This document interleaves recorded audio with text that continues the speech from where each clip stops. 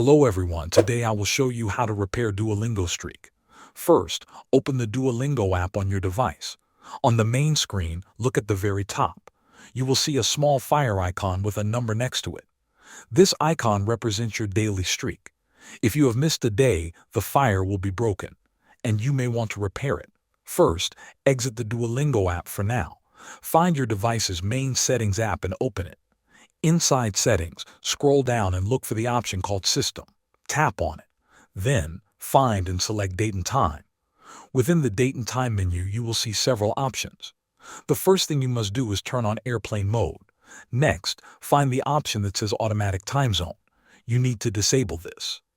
Also, look for an option called Use Network Provided Time. Turn this off as well.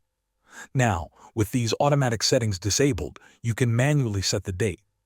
Using the calendar that appears, change the date back to the day you missed. For example, if you broke your streak yesterday, set the date to yesterday. Once the date is set, go back to your home screen and open the Duolingo app again.